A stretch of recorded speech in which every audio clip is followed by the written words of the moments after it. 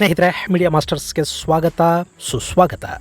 ಗೆಳೆಯರೆ, ರಾಜ್ಯದಲ್ಲಿ 2 ಹಂತಗಳಲ್ಲಿ ಲೋಕಸಭಾ ಚುನಾವಣೆಗಳು ನಡೆಯುತ್ತವೆ. ಈಗಾಗಲೇ ಮೊದಲ ಹಂತದ ಚುನಾವಣೆಗಳು ನಡೆಯುವ 14 ಕ್ಷೇತ್ರಗಳ ಬಗ್ಗೆ ನಿಮಗೆ ಮಾಹಿತಿಯನ್ನು ಕೊಟ್ಟಿದ್ದೀನಿ. ಇನ್ನು ರಾಜ್ಯದ ಮಟ್ಟಿಗೆ 2ನೇ ಹಂತದಲ್ಲಿ ಚುನಾವಣೆಗಳು ನಡೆಯಲಿರುವ ಇನ್ನುಳಿದ 14 ಕ್ಷೇತ್ರಗಳ ಬಗ್ಗೆ ನಾವು ಕಣ್ಣಾಡಿಸಬೇಕಾಗುತ್ತೆ. ಇವುಗಳಲ್ಲಿ ಮಲೆನಾಡಿನ ಶಿವಮೊಗ್ಗ ಹಾಗೂ ಉತ್ತರ ಕನ್ನಡ ಕ್ಷೇತ್ರಗಳನ್ನು ಹೊರತುಪಡಿಸಿದರೆ ಉಳಿದೆಲ್ಲ ಕ್ಷೇತ್ರಗಳು ಕಿತ್ತೂರು ಕರ್ನಾಟಕ ಹಾಗೂ ಕಲ್ಯಾಣ ಕರ್ನಾಟಕದ ಭಾಗಗಳಾಗಿವೆ. ಇಂಥ ಕ್ಷೇತ್ರಗಳ ಪೈಕಿ ಈಗ 2 ಕ್ಷೇತ್ರಗಳ ಬಗ್ಗೆ ಒಂದಷ್ಟು ಮಾಹಿತಿಯನ್ನು ನಿಮಗೆ ಇಲ್ಲಿ ಕೊಡೋ ಪ್ರಯತ್ನವನ್ನು ಮಾಡ್ತಾ ಇದ್ದೀನಿ. ಅದರಲ್ಲಿ ಮೊದಲನೆಯದ್ದು ಬಾಗಲಕೋಟೆ ಕ್ಷೇತ್ರ.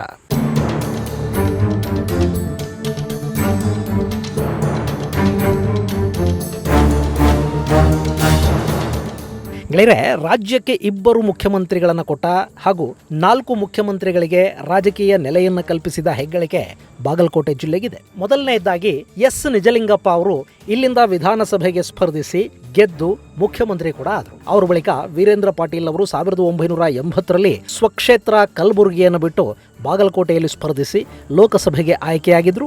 ಇವರ ನಂತರ ಕಣಕ್ಕಿಳಿದವರು ರಾಮಕೃಷ್ಣ ಹೆಗಡೆ. ಇಲ್ಲಿನ ಕೆಲ ಆತ್ಮೀಯರ ಮಾತಿಗೆ ಕಟ್ಟುಬಿದ್ದು ಲೋಕಸಭಾ ಚುನಾವಣೆಗೆ ಇಲ್ಲಿಂದ ಸ್ಪರ್ಧಿಸಿ ಸಿದ್ದು ನ್ಯಾಮಗೌಡರ ವಿರುದ್ಧ ರಾಮಕೃಷ್ಣ ಹೆಗಡೆ ಇಲ್ಲಿ ಸೋಲನ್ನ ಕಾಣಬೇಕಾಗಿ ಬಂತು. ಇವರಾದ ಬಳಿಕ ಸಿಎಂ ಸಿದ್ದರಾಮಯ್ಯ 2018ರ ವಿಧಾನಸಭಾ ಚುನಾವಣೆಯಲ್ಲಿ 2ನೇ ಕ್ಷೇತ್ರವಾಗಿ ಬಾದಾಮಿಯಿಂದ ಸ್ಪರ್ಧಿಸಿ ಸ್ವಂತ ಕ್ಷೇತ್ರವನ್ನು ಕಳಕೊಂಡು ಇಲ್ಲಿಂದ ಗೆಲ್ಲುವ ಮೂಲಕ ರಾಜಕೀಯವಾಗಿ ಮರುಜನ್ಮವನ್ನು ಪಡ್ಕೊಂಡ್ರು. ಇಂಥ ಬಾಗಲಕೋಟೆ ಈಗ ಲೋಕಸಭಾ ಚುನಾವಣೆಗೆ ಸಜ್ಜಾಗಿದೆ. ಈ ಬಾರಿ ಲೋಕಸಭಾ ಚುನಾವಣೆಗೆ ಕಳೆದ 4 ಬಾರಿ ಸತತವಾಗಿ ಗೆದ್ದು ಬಂದಿರುವ PC ಗದ್ದಿಗೌಡರವರಿಗೆ ಬಿಜೆಪಿ ಟಿಕೆಟ್ ಕೊಟ್ಟಿದೆ. ಮತ್ತೊಂದು ಕಡೆ ಗದ್ದಿಗೌಡರ ವಿರುದ್ಧ ಕಾಂಗ್ರೆಸ್ ಅಳೆದೂ ತೂಗಿ ಕಾಶಪ್ಪನವರವರ ಪತ್ನಿ ವೀಣಾ ಕಾಶಪ್ಪನವರವರಿಗೆ ಟಿಕೆಟ್ ಅನ್ನು ತಪ್ಪಿಸಿ ಸಚಿವ ಶಿವಾನಂದ ಪಾಟೀಲ್ ಅವರ ಮಗಳು ಸಂಯುಕ್ತ ಪಾಟೀಲರಿಗೆ ಟಿಕೆಟ್ ಅನ್ನು ಕೊಟ್ಟಿದೆ. ಹೀಗಾಗಿ ಇಲ್ಲಿ ಅನುಭವಿ ರಾಜಕಾರಣಿ ಹಾಗೂ ಯುವ ನಾಯಕಿಯ ನಡುವೆ ಒಂದು ಜಿದ್ದಾಜಿದ್ದಿನ ಸ್ಪರ್ಧೆ ಏರ್ಪಡಲಿದೆ. ಗೆಳೆಯರೆ, ಹಾಲಿ ಸಂಸದ PC ಗದ್ದಿಗೌಡರವರನ್ನ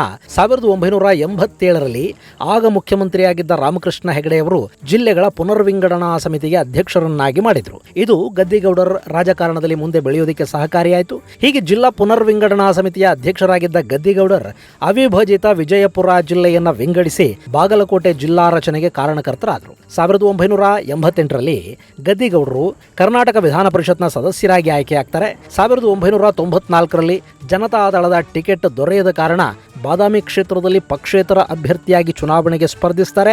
ಆದರೆ ಆ ಚುನಾವಣೆಯಲ್ಲಿ ಕಾಂಗ್ರೆಸ್ನ BB ಚಿಮ್ಮನಕಟ್ಟಿ ಎದುರು ಸೋಲನ್ನು ಒಪ್ಪಿಕೋಬೇಕಾಗಿ ಬರುತ್ತೆ.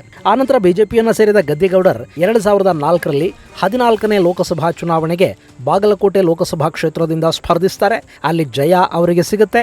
ಆ ಬಳಿಕ 2009, 2014 ಹಾಗೂ ಕಳೆದ ಚುನಾವಣೆ ಅಂದರೆ 2019ರ ಲೋಕಸಭಾ ಚುನಾವಣೆಯಲ್ಲಿ ಕೂಡ ಈ ಕ್ಷೇತ್ರವನ್ನು ಗದ್ದಿಗೌಡರು ದಕ್ಕಿಸ್ಕೊಂಡ್ರು. ಆದರೆ ಈ ಬಾರಿ ಗದ್ದಿಗೌಡರಿಗೆ ಟಿಕೆಟ್ ಮಿಸ್ ಆಗತ್ತೆ. ಸೌದಿ ಕಾಂಗ್ರೆಸ್ ಅನ್ನು ಬಿಟ್ಟು ಬಿಜೆಪಿಯನ್ನು ಸೇರ್ತಾರೆ. ಹೀಗಾಗಿ ಅವರಿಗೆ ಇಲ್ಲಿ ಟಿಕೆಟ್ ಕೊಡಲಾಗತ್ತೆ ಅನ್ನೋ ಸುದ್ದಿ ಇತ್ತು. ಆದರೆ ಸೌದಿ ಕಾಂಗ್ರೆಸ್ ಅನ್ನು ಬಿಟ್ಟು ಬರಲಿಲ್ಲ. ಗದ್ದಿಗೌಡರಿಗೆ ಟಿಕೆಟ್ ತಪ್ಪಲಿಲ್ಲ.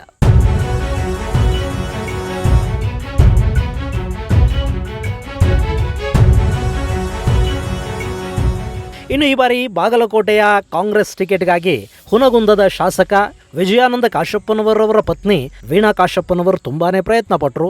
ಅವರಿಗೆ ಟಿಕೆಟ್ ಕೂಡ ಸಿಗುತ್ತೆ ಅಂತ ಹೇಳಲಾಗ್ತಾ ಇತ್ತು. ಅದಕ್ಕಾಗಿ ಅವರು ಎಲ್ಲ ತಯಾರಿಗಳನ್ನು ಮಾಡಿಕೊಂಡಿದ್ರು.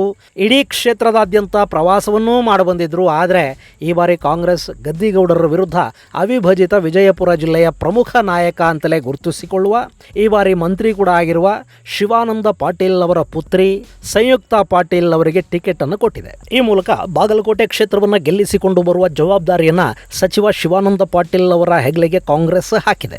ಇನ್ನು ಶಿವಾನಂದ ಪಾಟೀಲರು ಕೂಡ ರಾಜಕಾರಣದಲ್ಲಿ ತುಂಬಾನೇ ಪಳಗಿದ್ದಾರೆ. ಹಿರಿಯ ನಾಯಕ, ಸಹಕಾರ ಕ್ಷೇತ್ರದಲ್ಲಿ ಸಾಕಷ್ಟು ಹಿಡಿತವನ್ನು ಹೊಂದಿದವರು. ಬಾಗಲಕೋಟೆ ಮತ್ತು ವಿಜಯಪುರ ಜಿಲ್ಲೆಯ ಶುಗರ್ ಫ್ಯಾಕ್ಟರಿಗಳ ಮೇಲೆ ಕೂಡ ಶಿವಾನಂದ ಪಾಟೀಲರದ್ದೊಂದು ಹಿಡಿತ ಇದ್ದೇ ಇದೆ.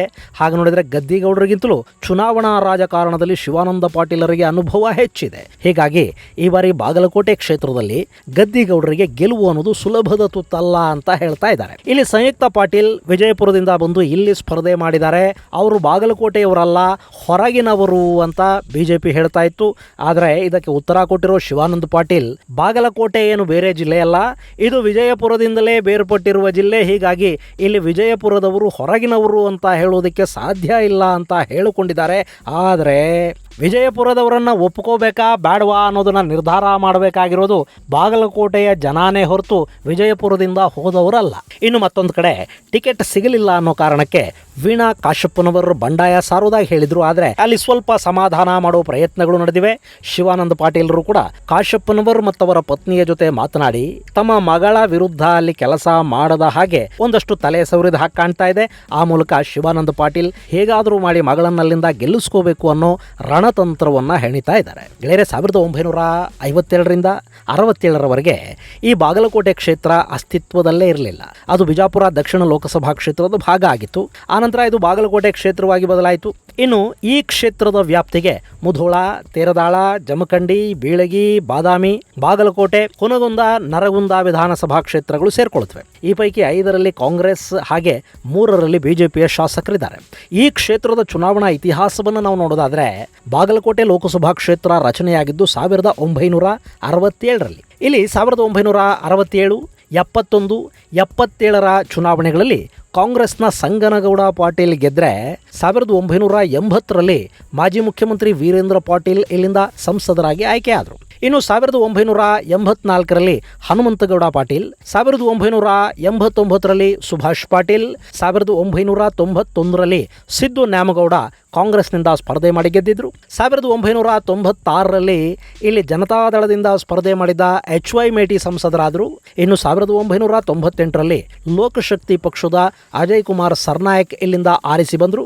1999ರಲ್ಲಿ ಕಾಂಗ್ರೆಸ್ನ RS ಪಾಟೀಲ್ ಇಲ್ಲಿಂದ ಸಂಸದರಾದರು. ಇನ್ನು 2004ರಿಂದ ಇಲ್ಲಿ ಬಿಜೆಪಿಯ PC ಗದ್ದಿಗೌಡರ್ ನಿರಂತರವಾಗಿ ಆಯ್ಕೆಯಾಗಿ ಬರ್ತಾ ಇದ್ದಾರೆ.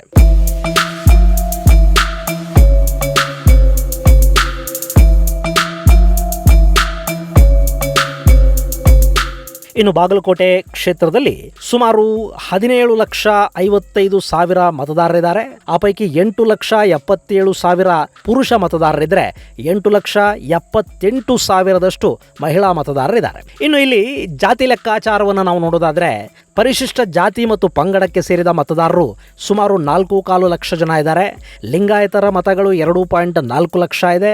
ಕುರುಬರು 2.2 ಲಕ್ಷ, ಗಾಣಿಗರು 1.2 ಲಕ್ಷ, ರೆಡ್ಡಿ ಹಾಗೂ ಬಲಿಜ ಲಿಂಗಾಯತರು 1.2 ಲಕ್ಷ, ಅಲ್ಪಸಂಖ್ಯಾತರ ಮತಗಳು 1.25 ಲಕ್ಷದಷ್ಟಿವೆ. ಗೆಳೆಯರೆ, ಇಲ್ಲಿ ಲಿಂಗಾಯತ ಮತಗಳನ್ನ ಮತ್ತು ಗಾಣಿಗ, ರೆಡ್ಡಿ, ಬಣಜಿಗ ಲಿಂಗಾಯತರು ಅಂತ ಪ್ರತ್ಯೇಕವಾಗಿ ಯಾಕೆ ಹೇಳಿದೆ ಅಂದ್ರೆ ನಮ್ಮ ಮೈಸೂರು ಕರ್ನಾಟಕದಲ್ಲಿರುವ ಹಾಗೆ ಉತ್ತರ ಕರ್ನಾಟಕದಲ್ಲಿ ಎಲ್ಲ ಲಿಂಗಾಯತರು ಒಂದೇ ಅನ್ನೋ ಪರಿಕಲ್ಪನೆ ಇಲ್ಲ. ಅಲ್ಲಿ ಪಂಚಮಸಾಲಿ, ಗಾಣಿಗ, ಬಣಜಿಗ, ರೆಡ್ಡಿ, ಕೂಡು ಒಕ್ಕಲಿಗ ಹೀಗೆ ಲಿಂಗಾಯತರಲ್ಲಿನ ವಿಭಿನ್ನ ಪಂಗಡಗಳು ಚುನಾವಣಾ ರಾಜಕಾರಣದಲ್ಲಿ ತಮ್ಮನ್ನು ಪ್ರತ್ಯೇಕವಾಗಿ ಗುರುತಿಸಿಕೊಳ್ಳುತ್ತವೆ ಮತ್ತು ಪ್ರತಿಯೊಂದು ಸಮುದಾಯಕ್ಕೂ ಪ್ರತ್ಯೇಕ ನಾಯಕತ್ವ ಇರೋದ್ರಿಂದ ಇಲ್ಲಿ ನಾನು ಪ್ರತ್ಯೇಕವಾಗಿ ಇದನ್ನು ಹೇಳ್ತಾ ಇದ್ದೀನಿ. ಇನ್ನು ಈ ಕ್ಷೇತ್ರದಲ್ಲಿ ಕಾಂಗ್ರೆಸ್ಗಿರೋ ಪ್ಲಸ್ ಪಾಯಿಂಟ್ ಏನು ಅಂದ್ರೆ ಗ್ಯಾರಂಟಿ ಯೋಜನೆಗಳು, ಹೊಸ ಅಭ್ಯರ್ಥಿ ಮತ್ತು ಕ್ಷೇತ್ರದ 8 ವಿಧಾನಸಭಾ ಕ್ಷೇತ್ರಗಳಲ್ಲಿ 5 ಕ್ಷೇತ್ರಗಳು ಕಾಂಗ್ರೆಸ್ ಶಾಸಕರ ಕೈಯಲ್ಲಿವೆ ಅನ್ನೋದು. ಇನ್ನು ಜಾತಿಯ ವಿಷಯ ಬಂದಾಗ ಕುರುಬ ಸಮುದಾಯದ ಮೇಲಿನ ಸಿದ್ದರಾಮಯ್ಯ ಅವರ ಪ್ರಭಾವ ಕೂಡ ಇಲ್ಲಿ ಒಂದಷ್ಟರ ಮಟ್ಟಿಗೆ ಕೆಲಸ ಮಾಡುತ್ತೆ. ಜೊತೆಗೆ ದಲಿತ, ಮುಸ್ಲಿಂ ಹಾಗೂ ಅಹಿಂದ ಮತಗಳು ಕ್ರೋಢೀಕರಣ ಆದರೆ ಕಾಂಗ್ರೆಸ್ಗೆ ಇಲ್ಲಿ ಒಂದಷ್ಟು ಲಾಭ ಆಗಬಹುದು. ಆದರೆ ಅಭ್ಯರ್ಥಿ ಬಾಗಲಕೋಟೆಯವರಲ್ಲ ಅನ್ನೋದು ಕೂಡ ಇಲ್ಲಿ ಗಮನಾರ್ಹ ಅಂಶ ಆಗತ್ತೆ. ಇನ್ನು ಬಿಜೆಪಿಯ ವಿಷಯಕ್ಕೆ ಬರೋದಾದ್ರೆ 1967ರಿಂದ 1996ರವರೆಗೆ ಕಾಂಗ್ರೆಸ್ನ ಭದ್ರಕೋಟೆಯಾಗಿದ್ದ ಬಾಗಲಕೋಟೆ ಕಳೆದ 4 ಲೋಕಸಭಾ ಚುನಾವಣೆಗಳಲ್ಲಿ ಬಿಜೆಪಿಯ ಪರ ವಾಲಿದೆ. ಇದು ಬಿಜೆಪಿಯ ಕೋಟೆಯಾಗಿ ಬದಲಾಗಿದೆ. 2004ರಿಂದ 20 ವರ್ಷಗಳ ಕಾಲ ಸತತವಾಗಿ ಬಿಜೆಪಿಯ ಅಭ್ಯರ್ಥಿ PC ಗದ್ದಿಗೌಡರು ಇಲ್ಲಿಂದ ಆರಿಸಿ ಬಂದಿದ್ದಾರೆ. ಹೀಗಾಗಿ ಈಗ ಕೂಡ ಅವರೇ ಸ್ಪರ್ಧೆ ಮಾಡ್ತಾ ಇದ್ದು ಗದ್ದಿಗೌಡರ ಪಾರಮ್ಯ ಇಲ್ಲಿ ಮುಂದುವರಿಯುತ್ತಾ ಅಥವಾ ಕಾಂಗ್ರೆಸ್ ಅಭ್ಯರ್ಥಿ ಅದಕ್ಕೆ ಬ್ರೇಕ್ ಹಾಕ್ತಾರಾ ಅನ್ನೋದನ್ನ ಕಾದು ನೋಡಬೇಕು. ಒಟ್ಟಲ್ಲಿ ಈ ಬಾರಿ ಬಿಜೆಪಿಗೆ ಗೆಲುವು ಅನ್ನೋದು ಈ ಕ್ಷೇತ್ರದಲ್ಲಿ ಹೂವಿನ ಹಾಸಿಗೆ ಹಾಗಂತೂ ಕಾಣ್ತಾ ಇಲ್ಲ. ಇನ್ನು ವಿಜಯಪುರದ ವಿಷಯಕ್ಕೆ ಬರೋದಾದ್ರೆ ಈ ಬಾರಿ ಗುಮ್ಮಟ ನಗರಿಯಲ್ಲಿ ಚುನಾವಣೆಯ ಕಾವು ಏರ್ತಾ ಇದೆ. ಬಿಜೆಪಿಯಿಂದ ಮತ್ತೆ ಹಳೆ ಹುಲಿ ಹಾಲಿ ಸಂಸದ ರಮೇಶ್ ಜಿಗಜಿಣಗಿ ಅವರನ್ನ ಕಣಕ್ಕಿಳಿಸಲಾಗಿದೆ. ಈ ಬಾರಿ ಜಿಗಜಿಣಗಿಗೆ ಟಿಕೆಟ್ ಅನ್ನ ಕೊಡಿಸಲೇಬೇಕು ಅಂತ ಯಡಿಯೂರಪ್ಪ ಗಟ್ಟಿಯಾಗಿ ನಿಂತರು ಅಂತ ಹೇಳಲಾಗ್ತಾ ಇದೆ. ಹೀಗಾಗಿ ರಮೇಶ್ ಜಿಗಜಿಣಗಿ ಅನ್ನೋದು ವಿಜಯಪುರಕ್ಕೆ ಸದ್ಯದ ಮಟ್ಟಿಗೆ ಒಮ್ಮತದ ಅಭ್ಯರ್ಥಿ. ಆದರೆ ಬಸವನಗೌಡ ಪಾಟೀಲ್ ಅವರಿಗೆ ಜಿಗಜಿಣಗಿ ಅವರಿಗೆ ಟಿಕೆಟ್ ಸಿಕ್ಕಿರೋದು ಇಷ್ಟ ಇದ್ದ ಹಾಗಿಲ್ಲ. ಆದರೂ ಮೋದಿಯವರ ಮುಖ ನೋಡಿ ಮೋದಿಯವರನ್ನು ಪ್ರಧಾನಿ ಮಾಡೋದಕ್ಕಾಗಿ ಈ ಬಾರಿ ನಾವು ನಮ್ಮ ಕ್ಷೇತ್ರದ ಅಭ್ಯರ್ಥಿಯನ್ನ ಗೆಲ್ಲಿಸಬೇಕಿದೆ ಅಂತ ಬಸವನಗೌಡ ಪಾಟೀಲ್ ಕೂಡ ಹೇಳಿದ್ದಾರೆ. ಇದು ಜಿಗಜಿಣಗಿ ಅವರು ಸಮಾಧಾನ ಪಟ್ಕೊಳ್ಳೋ ಹಾಗೆ ಮಾಡ್ತಾ ಇದೆ. ರಮೇಶ್ ಜಿಗಜಿಣಗಿ ಕೇಂದ್ರ ಸರ್ಕಾರದಲ್ಲಿ ಕುಡಿಯುವ ನೀರು ಹಾಗೂ ನೈರ್ಮಲ್ಯ ಖಾತೆಯ ರಾಜ್ಯ ಸಚಿವರಾಗಿದ್ದರು. 1998ರಿಂದ ನಡೆದ 6 ಲೋಕಸಭಾ ಚುನಾವಣೆಗಳಲ್ಲಿ ಸತತವಾಗಿ ಗೆಲುವನ್ನು ಸಾಧಿಸಿದ ಹೆಗ್ಗಳಿಕೆಯನ್ನು ಹೊಂದಿದ್ದಾರೆ. ರಾಜಕೀಯಕ್ಕೆ ಬರುವ ಮುನ್ನ ಪೊಲೀಸ್ ಇಲಾಖೆಯಲ್ಲಿದ್ದ ಜಿಗಜಿಣಗಿ ಚಿಕ್ಕೋಡಿ ಲೋಕಸಭಾ ಕ್ಷೇತ್ರದಿಂದ 1998, 99 ಹಾಗೂ 2004ರಲ್ಲಿ ಆಯ್ಕೆ ಆಗಿದ್ರು. ಆ ಬಳಿಕ ಚಿಕ್ಕೋಡಿ ಕ್ಷೇತ್ರ ಸಾಮಾನ್ಯ ಕ್ಷೇತ್ರ ಆಯಿತು. ಸಾಮಾನ್ಯ ಲೋಕಸಭಾ ಕ್ಷೇತ್ರವಾಗಿದ್ದ ವಿಜಯಪುರ ಮೀಸಲು ಕ್ಷೇತ್ರವಾಗಿ ಬದಲಾಯಿತು. ಹೀಗಾಗಿ ಜಿಗಜಿಣಗಿ ವಿಜಯಪುರಕ್ಕೆ ಶಿಫ್ಟ್ ಆದರು. ಅಲ್ಲಿ ಕೂಡ 2009, 2014 ಹಾಗೂ 2019ರಲ್ಲಿ ಜಿಗಜಿಣಗಿ ಸತತವಾಗಿ ಗೆಲುವನ್ನು ಸಾಧಿಸಿದರು. ಇನ್ನು ಈ ಬಾರಿ 7ನೇ ಬಾರಿ ಅವರು ಚುನಾವಣೆಗೆ ಇಳಿದಿದ್ದಾರೆ.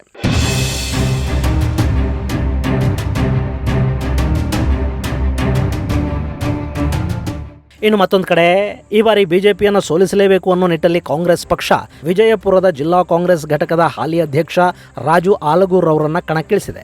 ಆಲಗೂರ್ ಪರಿಶಿಷ್ಟರಲ್ಲೇ ಬಲಗೈ ಪಂಗಡಕ್ಕೆ ಸೇರಿದವರು. ಈ ಹಿಂದೆ 1999ರಿಂದ 2004ರವರೆಗೆ ಬಳ್ಳೊಳ್ಳಿ ಮೀಸಲು ವಿಧಾನಸಭಾ ಕ್ಷೇತ್ರ ಹಾಗೂ 2013ರಿಂದ 18ರ ಅವಧಿಯಲ್ಲಿ ನಾಗಠಾಣ ಮೀಸಲು ಕ್ಷೇತ್ರದಿಂದ ವಿಧಾನಸಭಾ ಸದಸ್ಯರಾಗಿದ್ದರು. ದಲಿತ ಹೋರಾಟಗಳ ಮೂಲಕ ರಾಜಕೀಯಕ್ಕೆ ಬಂದ ಆಲಗೂರ್ ಉಪನ್ಯಾಸಕರಾಗಿ ಕೂಡ ಸ್ವಲ್ಪ ಸಮಯ ಕೆಲಸ ಮಾಡಿದ್ದಾರೆ.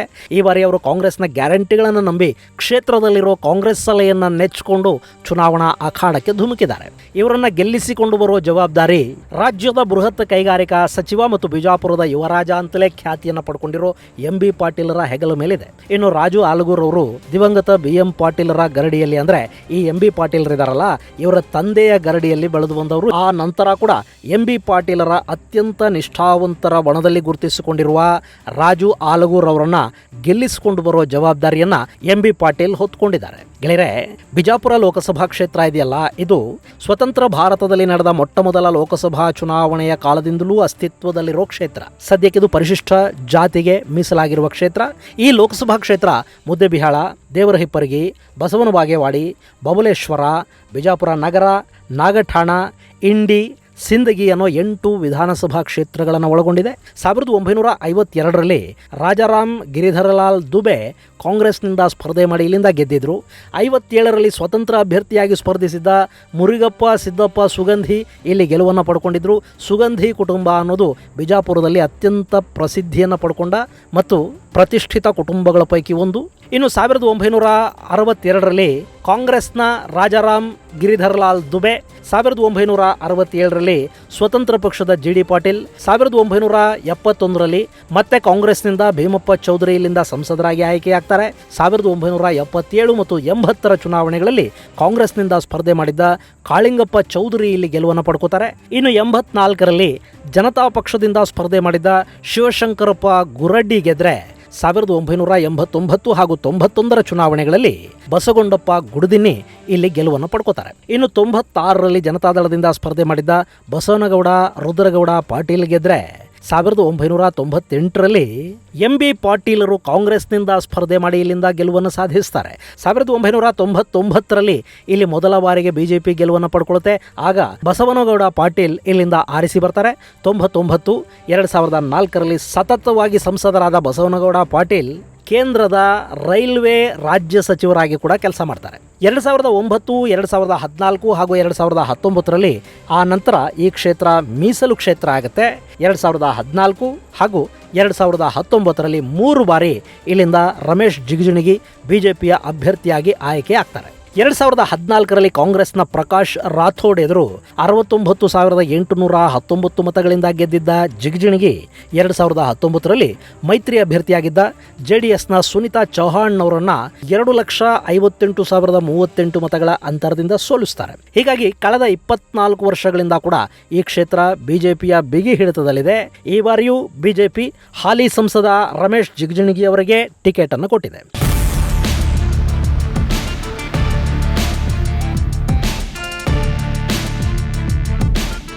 ಗೆಳೆಯರೆ, ವಿಜಯಪುರ ಲೋಕಸಭಾ ಕ್ಷೇತ್ರದ ಒಟ್ಟು 8 ವಿಧಾನಸಭಾ ಕ್ಷೇತ್ರಗಳಲ್ಲಿ 6ರಲ್ಲಿ ಕಾಂಗ್ರೆಸ್ ಶಾಸಕರಿದ್ದರೆ JDS ಹಾಗೂ ಬಿಜೆಪಿ ತಲಾ 1 ಕ್ಷೇತ್ರವನ್ನು ಹಂಚಿಕೊಂಡಿವೆ. ಆದರೂ ಕೂಡ ಇಲ್ಲಿ ಮೋದಿಯ ಅಲೆ ಕಂಡುಬರುತ್ತೆ. ಇಲ್ಲಿ ಈ ಬಾರಿ 6 ಶಾಸಕರನ್ನು ಹೊಂದಿರುವ ಕಾಂಗ್ರೆಸ್ ಬಿಜೆಪಿಗೆ ಪ್ರಬಲ ಪೈಪೋಟಿಯನ್ನು ಕೊಡುವ ನಿರೀಕ್ಷೆ ಅಂತೂ ಇದೆ. ಹೀಗಾಗಿ ಜಿಗಜಿಣಗಿ ತಮ್ಮ ಗೆಲುವಿನ ಓಟವನ್ನು ಮುಂದುವರಿಸ್ತಾರಾ ಅಥವಾ ಅವರ ಓಟಕ್ಕೆ ರಾಜು ಆಲಗೂರು ಕಡಿವಾಣವನ್ನು ಹಾಕ್ತಾರಾ ಅನ್ನೋದನ್ನ ಕಾದು ನೋಡಬೇಕು. ಈ ಕ್ಷೇತ್ರದಲ್ಲಿ ಲಿಂಗಾಯತ ಹಾಗೂ ಪರಿಶಿಷ್ಟ ಮತಗಳು ನಿರ್ಣಾಯಕ.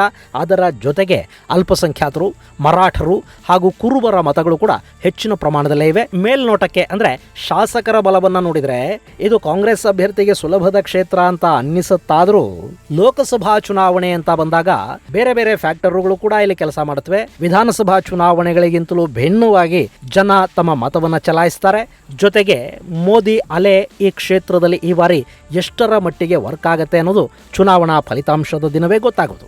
ಇದು ಗೆಳೆಯರೆ ಬಾಗಲಕೋಟೆ ಹಾಗೂ ವಿಜಯಪುರ ಕ್ಷೇತ್ರದ ಕುರಿತಾದ ಒಂದಷ್ಟು ಮಾಹಿತಿ. ಮುಂದಿನ ಸಂಚಿಕೆಯಲ್ಲಿ ಮತ್ತಷ್ಟು ವಿಶೇಷಗಳ ಜೊತೆ ಮತ್ತೆ ಭೇಟಿಯಾಗೋಣ. ಅಲ್ಲಿವರೆಗೆ ಜೈ ಹಿಂದ್, ಜೈ ಕರ್ನಾಟಕ.